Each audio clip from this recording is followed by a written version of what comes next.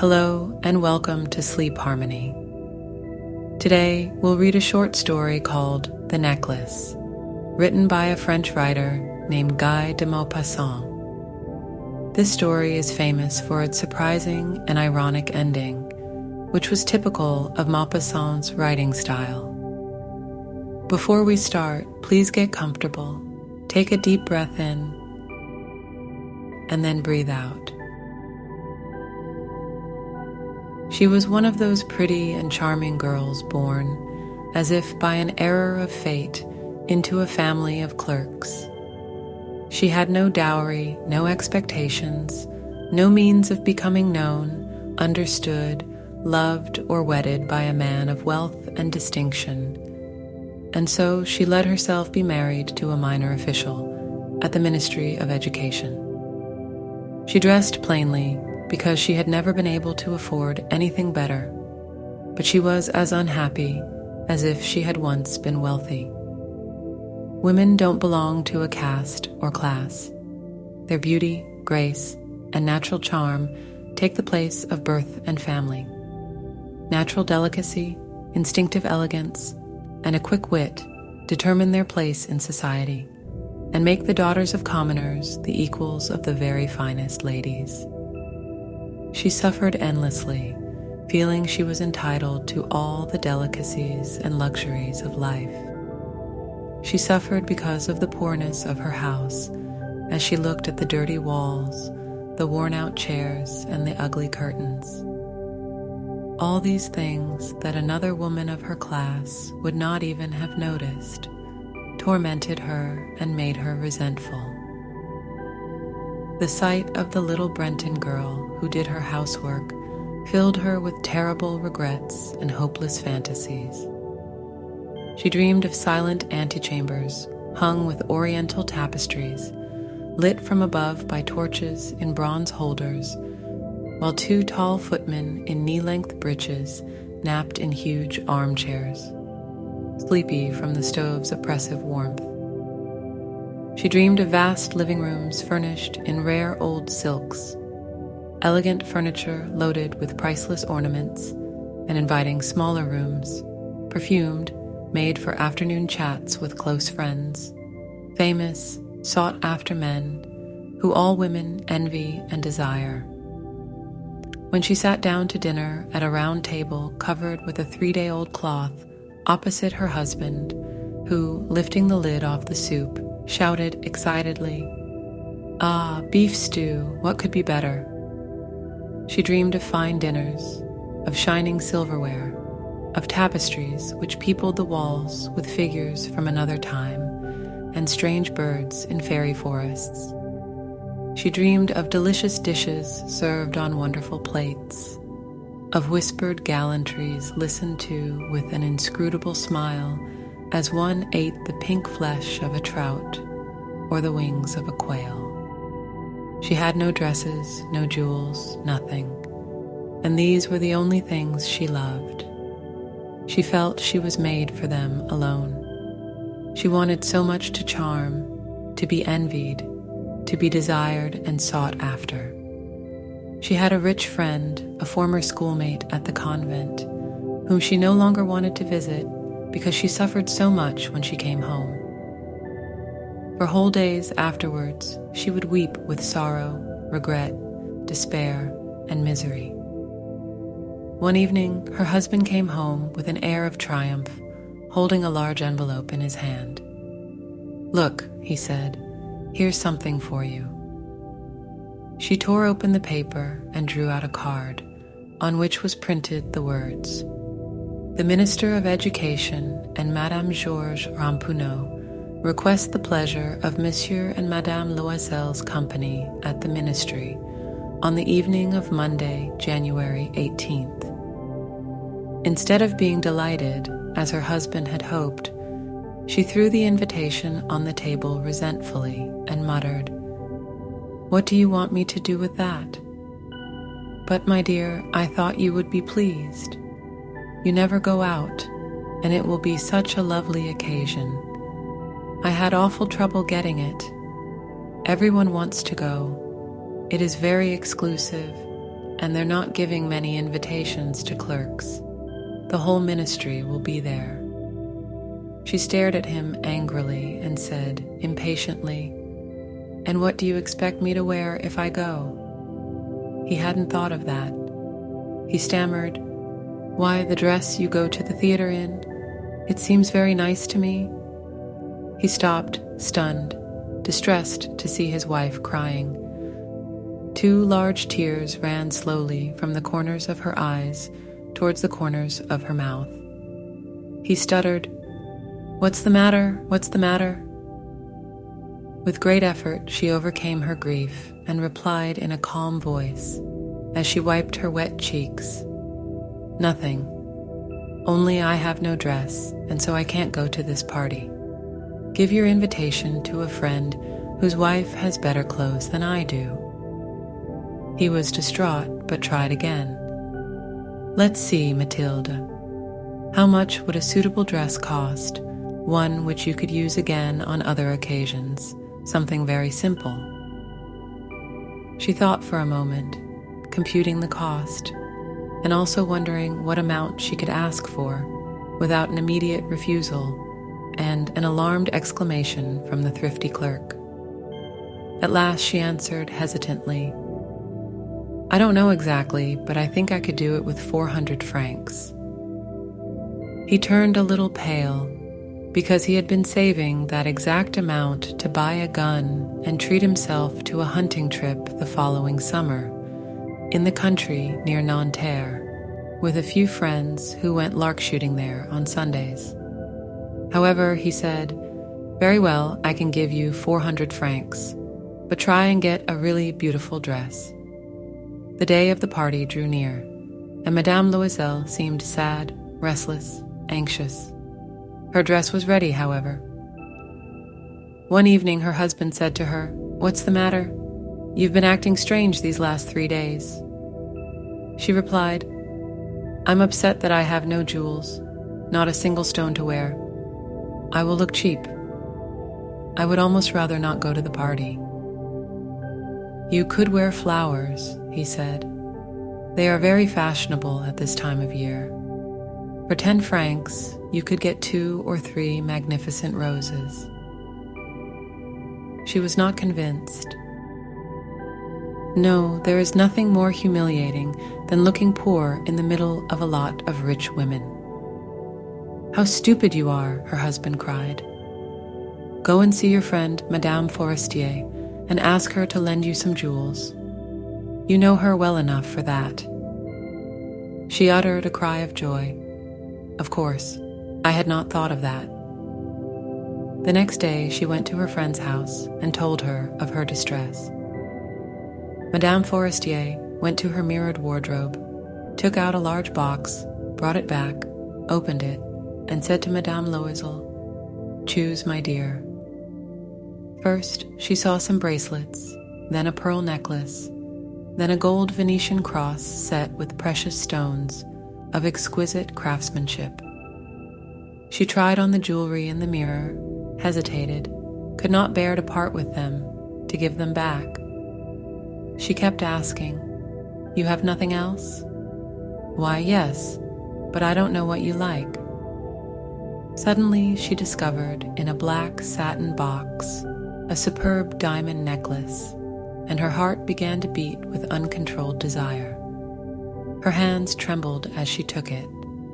She fastened it around her neck, over her high-necked dress, and stood lost in ecstasy as she looked at herself. Then she asked anxiously, hesitating, "Would you lend me this? Just this?" "Why, yes, of course." She threw her arms around her friend's neck, embraced her rapturously, then fled with her treasure. The day of the party arrived. Madame Loisel was a success. She was prettier than all the other women, elegant, gracious, smiling, and full of joy. All the men stared at her, asked her name, tried to be introduced. All the cabinet officials wanted to waltz with her. The minister noticed her. She danced wildly with passion, drunk on pleasure, forgetting everything in the triumph of her beauty, in the glory of her success, in a sort of cloud of happiness, made up of all this respect, all this admiration, all these awakened desires, of that sense of triumph that is so sweet to a woman's heart. She left at about 4 o'clock in the morning. Her husband had been dozing since midnight in a little deserted anteroom with 3 other gentlemen whose wives were having a good time. He threw over her shoulders the clothes he had brought for her to go outside in, the modest clothes of an ordinary life, whose poverty contrasted sharply with the elegance of the ball dress. She felt this and wanted to run away, so she wouldn't be noticed by the other women who were wrapping themselves in expensive furs. Loisel held her back. "Wait a moment, you'll catch a cold outside. I'll go and find a cab." But she would not listen to him and ran down the stairs. When they were finally in the street, they could not find a cab and began to look for one, shouting at the cabmen they saw passing in the distance. They walked down toward the Seine in despair, shivering with cold. At last, they found on the quay one of those old nightcabs that one sees in Paris only after dark, as if they were ashamed to show their shabbiness during the day. They were dropped off at their door in the Rue des Martyrs and sadly walked up the steps to their apartment. It was all over for her, and he was remembering that he had to be back at his office at 10 o'clock. In front of the mirror, she took off the clothes around her shoulders, taking a final look at herself in all her glory. But suddenly she uttered a cry. She no longer had the necklace round her neck. "What is the matter?" asked her husband, already half undressed. She turned towards him, panic-stricken. I no longer have Madame Forestier's necklace." He stood up, distraught. "What? How? That's impossible." They looked in the folds of her dress, in the folds of her cloak, in her pockets, everywhere. But they could not find it. "Are you sure you still had it on when you left the ball?" he asked. "Yes, I touched it in the hall at the ministry." "But if you had lost it in the street, we would have heard it fall. It must be in the cab." "Yes, that's probably it. Did you take his number?" "No. And you? Didn't you notice it?" "No." They stared at each other, stunned. At last, Loisel put his clothes on again. "I'm going back," he said, "over the whole route we walked, see if I can find it." He left.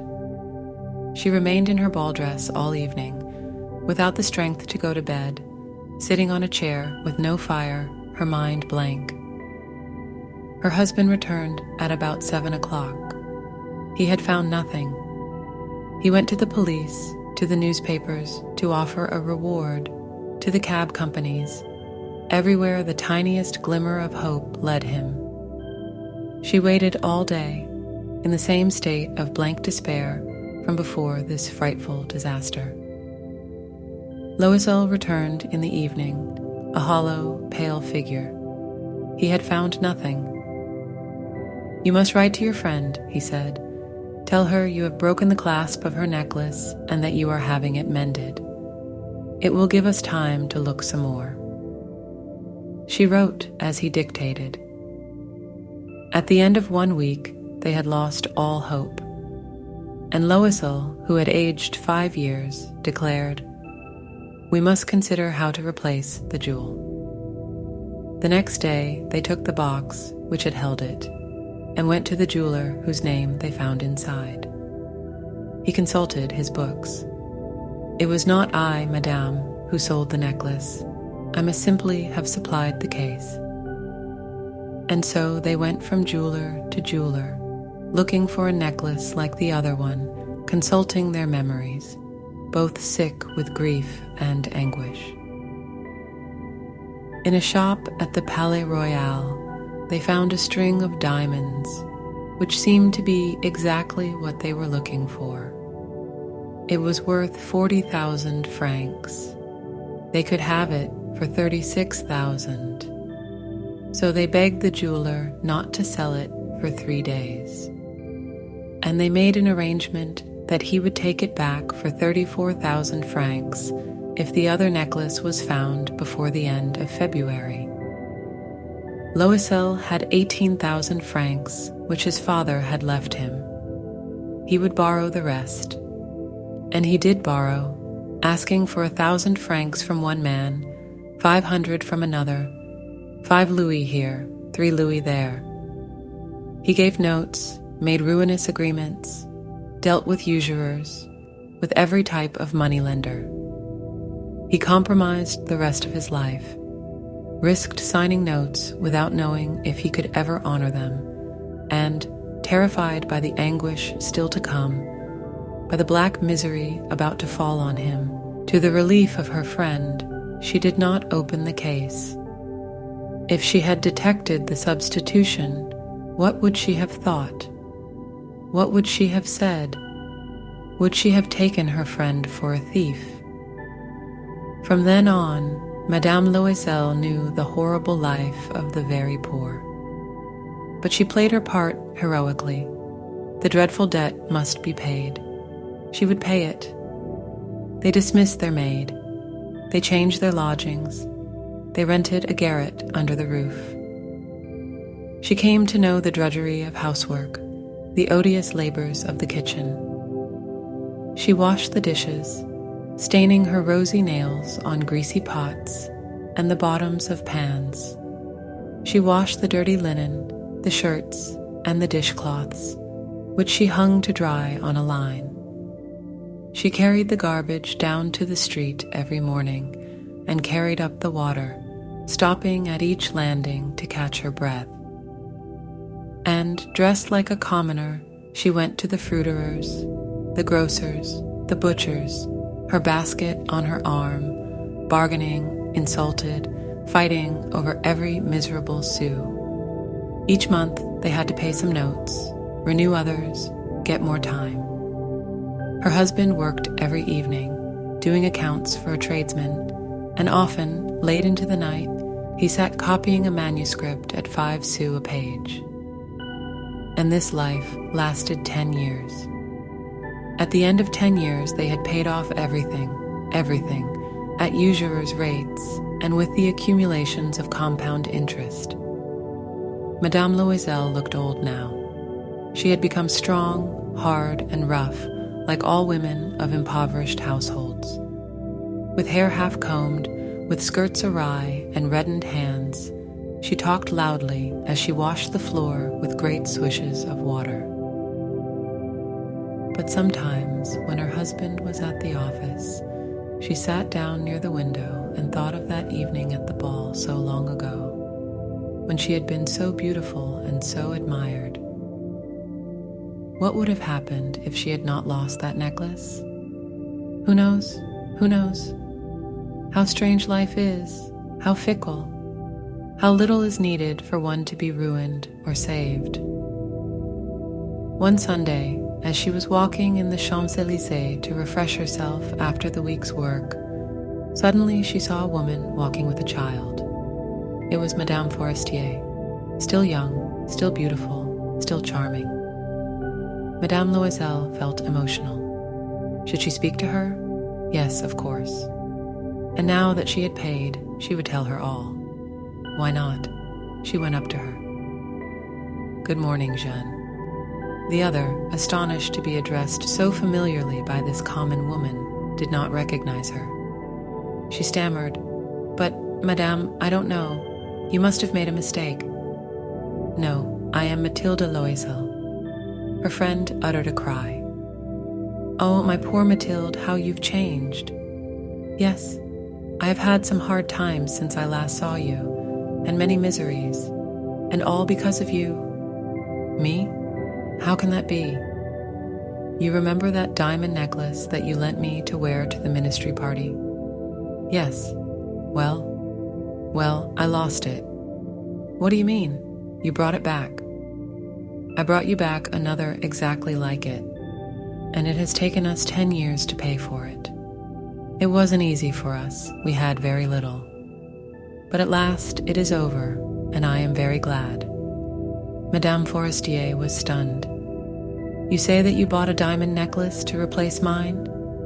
Yes, you didn't notice then. They were very similar. And she smiled with proud and innocent pleasure. Madame Forestier, deeply moved, took both her hands. Oh, my poor Mathilde, mine was an imitation. It was worth 500 francs at most.